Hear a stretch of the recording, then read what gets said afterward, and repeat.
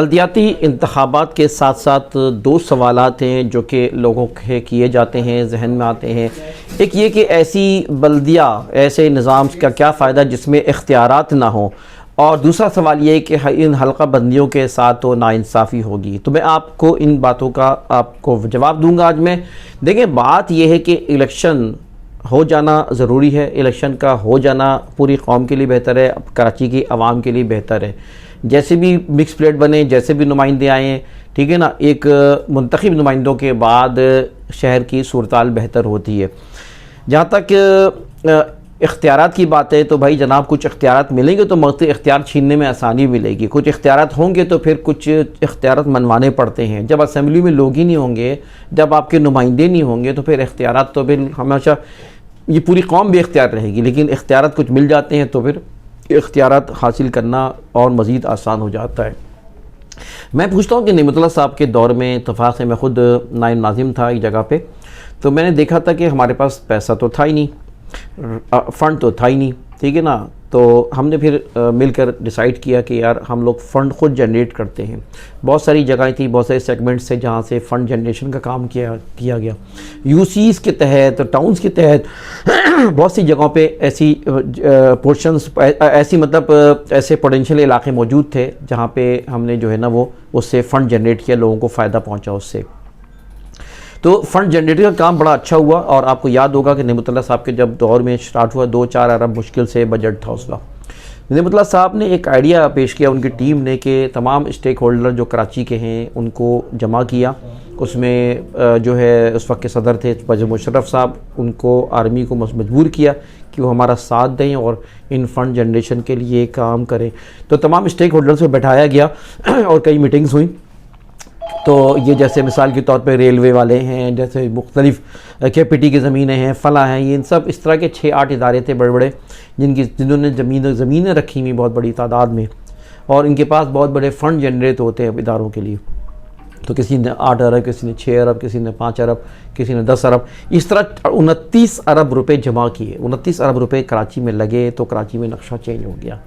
تو یہ کہنا بیوقوفی ہے کہ اختیارات نہیں ہوں گے، فنڈ نہیں ہوگا تو پھر کیا فائدہ؟ جناب، فنڈ تو پیدا کیا جاتا ہے، اور پھر جب اختیارات ہوں گے تو پھر فنڈ جو ہے نا وہ اس کو اختیارات کو چھیننا بھی ان لوگوں کو آتا ہوگا۔ جو اچھے لوگ ہوں گے، اچھی قیادت ہوگی، اچھے لوگوں کو منتخب کریں گے تو انشاءاللہ تعالیٰ وہ اپنے اختیارات کو منوائیں گے بھی۔ پھر جب منتخب ہوں گے تو پھر یہ منتخب ہونے کے بعد، ایک باڈی بننے کے بعد، پھر یہ آسان بھی ہوتا ہے کہ کسی نہ کسی طرح اختیارات کے لیے ایکٹیویٹی کی جائیں، وفاقی حکومت سے، صوبائی حکومت سے، مختلف اداروں سے، مختلف کمپینز کے ذریعے، مختلف جو ہے وہ میڈیا کے ذریعے ان اختیارات کو منوایا جائے۔ ایک بات یہ ہو گئی۔ تو یہ بات الیکشن ہو جانا، اور الیکشن کے ساتھ ان چیزوں کو ہو جائے گا، ایسا کوئی ایشو نہیں ہے۔ الیکشن ہو جانا چاہیے، الیکشن سے ہی انشاءاللہ برکتیں آئیں گے شہر میں۔ اور ساتھ ساتھ دوسری بات یہ حلقہ بندیاں کی بھی یہی معاملہ ہے، جیسا بھی ہو، جیسا لوڑا لگڑا نظام ہو، اگر اس کو ایسی چھوڑ دیا جائے تو پھر کبھی الیکشن نہیں ہوں گے۔ بلدیاتی انتخابات بہت ضرورت ہے کراچی کی، ایک عرصہ ہو گیا یہاں پہ، ہمیشہ یہاں پہ کام ہوا ہے۔ جب نعمت اللہ صاحب کا دور تھا تو نعمت اللہ صاحب کے دور میں آپ کو یاد ہوگا کہ انہی نمائندوں نے کام کیا، اور اس کے بعد کراچی کا نقشہ بدل گیا۔ اب یہ کہ بہت سی لوگوں نے کام نہیں کیا، لیکن یہ کہ بہت سے لوگوں نے کام کر کے بھی دکھایا۔ یہ آپ کو پہچاننا ہے کہ کن لوگوں نے کراچی کے لیے کام کیا ہے، کون لوگ کراچی میں کم ٹائم میں کراچی کو ڈیلیور کر کے دکھا دیا، کراچی کو ایک بہترین شہر بنا دیا، اور تھوڑا اور سا مل جاتا تو کراچی شہر دنیا کے اچھے شہروں کی طرح ایک نقشہ پیش کر سکتا تھا۔ تو جناب، اسی طرح میں بات کروں گا کہ حلقہ بندیوں کے علاوہ ووٹر لسٹوں کے حوالے سے بھی سوال اٹھایا جاتا ہے، اور یہ سوالات یہ جتنے بھی اٹھائے جا رہے ہیں یہ دراصل اپنے مضمون مقاصد کے تحت اٹھائے جاتے ہیں۔ جو لوگ اٹھا رہے ہیں ان کو پتہ ہے کہ ان لوگوں کو خود جیتنا نہیں ہے الیکشن میں، ان کو شکست ہونی ہے۔ ظاہر ہے جب وہ شکست ان کو نظر آ رہی ہے، یا اپنے الیکشن سے بائیکاٹ کرنے کا ایک بہانہ کہہ لیں کہ وہ تلاش کر رہے ہیں کسی طرح الیکشن بائیکاٹ کیا جائے، یا کم از کم بالکل آخری صورت میں یہ ان کے ارادے ہیں کہ یا چلو اگر الیکشن ہو بھی جائے نا تو اس میں یہ کہ یہ ووٹنگ کم ہو، تو کیوں کنفیوز کر رکھا ہے قوم کو نا، ووٹنگ کم ہو سکتی ہے لیکن الیکشن ہونے چاہیے، ٹھیک ہے جی۔ تو ووٹنگ جب کم ہوگی تو یہ کہا جائے گا کہ دیکھا ہم تو پہلے ہی کہتے تھے کہ یار یہ لوڑا لنگڑا الیکشن ہے، اس پہ جاؤ نہیں، تو یہ اس سے کچھ نہیں ہوتا۔ صحیح ہے جی، یہ ان کے اپنے عزائم ہیں، جن کے مقاصد ہیں، جس کو وہ تکمیل نہیں ہونے دی۔ یہاں تک یہ بھی تڑی دی جا رہی ہے کہ جو ہے الیکشن اگر ہم نہیں ہوں گے تو الیکشن نہیں ہوگا. ہنسی آتی ہے مجھے تو اس بات پہ. کیا حیثیت ہے ان لوگوں کی؟